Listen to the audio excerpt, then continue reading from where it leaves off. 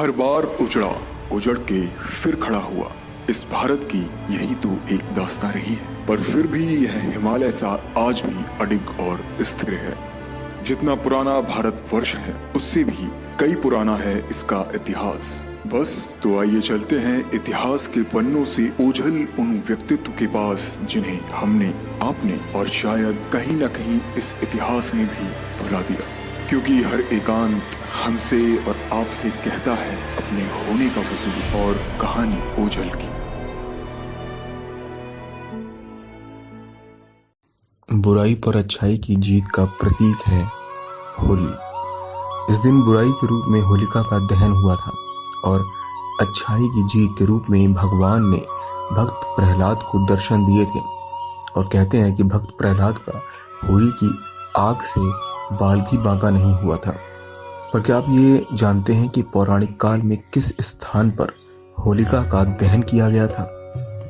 मान्यता है कि त्योहार को मनाने की शुरुआत बिहार के पूर्णिया जिले से हुई थी। पूर्णिया जिले के बनखंडी प्रखंड के सिकलीगढ़ में आज भी वो स्थान मौजूद है जहां असली में होलिका भक्त प्रहलाद को लेकर जली थी।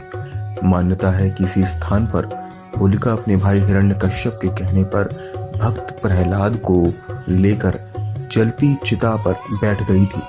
लोगों का यहाँ तक भी कहना है कि यहाँ पर वो खंबा भी मौजूद है जिससे भगवान विष्णु नरसिंह अवतार लेकर प्रकट हुए थे और प्रकट होने के बाद हिरण्यकश्यप का वध भी किया था। सिकलीगढ़ में हिरण्यकश्यप का किला था और यहीं पर भक्त प्रहलाद अपने पिता के साथ रहता था। बताते हैं कि इसी किले में वह माणिक्य खंबा भी स्थित है जिसको तोड़कर नरसिंह भगवान प्रकट हुए थे। यहाँ के बुजुर्गों का कहना है कि यहाँ उस काल के टीले आज भी मौजूद हैं, हालांकि अब ये सिमट कर काफी कम रह गए हैं।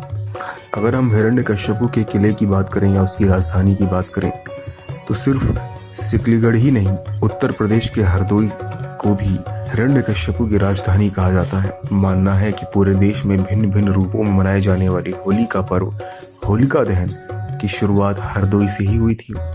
पूर्व में हिरण्यकश्यप की नगरी थी हरदोई और वह हरि का द्रोही था, इसलिए उन्होंने इसका नाम हरद्रोही रखा था। उसका पुत्र प्रहलाद भगवान हरि का भक्त था और उसी को मारने के लिए हिरण्यकश्यप ने अपनी बहन होलिका को उसकी गोद में अग्निकुंड में बैठाया था। होलिका को वरदान था कि आग से वह नहीं जलेगी। होलिका भक्त प्रहलाद को अग्निकुंड में लेकर बैठ गई, जिसमें होलिका आग में भस्म हो गई और भक्त प्रहलाद को भगवान विष्णु ने बचा लिया। हिरण्यकश्यप के किले के कुछ अवशेष आज भी विद्यमान है। होलिका हिरण्यकश्यप की बहन थी। प्रहलाद भगवान विष्णु का भक्त था। इससे परेशान हिरण्यकश्यप ने उससे छुटकारा पाने के लिए उसे नदी में डुबोया, पहाड़ से गिरवाया, किंतु उसका बाल भी बांका नहीं हुआ।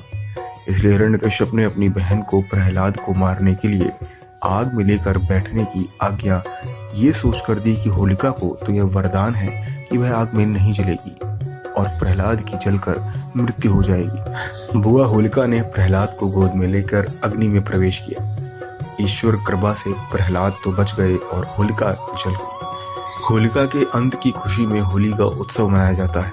कहा जाता है कि नरसिंह भगवान का क्रोध इतना था कि हिरण्यकश्यप को मार डालने के बाद भी कई दिनों तक वे क्रोधित रहे। अंत में भगवती लक्ष्मी ने प्रहलाद की सहायता से उनका क्रोध शांत करवाया। आज उन्हें हरदोई श्रवण देवी मंदिर में शांत स्वरूप में देखा जा सकता है। यहाँ भक्त प्रहलाद घाट व नरसिंह मंदिर भी है।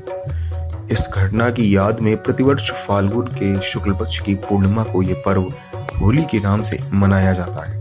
भगवान नरसिंह को पुराणों में भगवान विष्णु का अवतार माना जाता है, जिनका सिर एवं धड़ तो मानव का था, लेकिन चेहरा एवं पंजे सिंह की तरह थे। हरदोई जिले में बना नरसिंह भगवान का यह मंदिर अद्वितीय है। बताते हैं कि नरसिंह भगवान के प्रकट होने का असली स्थान यही है। इस मंदिर के ठीक सामने ऊंचा थोप भी बना है, जिसे कभी हिरण्यकश्यप का किला कहा जाता था। होली के संबंध में एक और जनश्रुति है।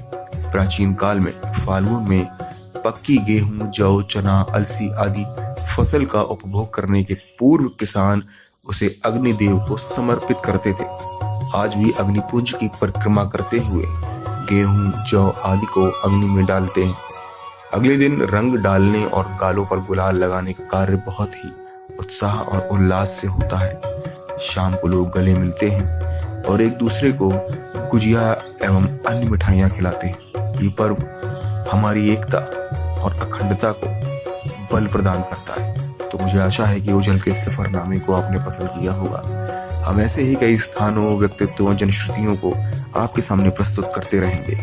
तब तक के लिए धन्यवाद।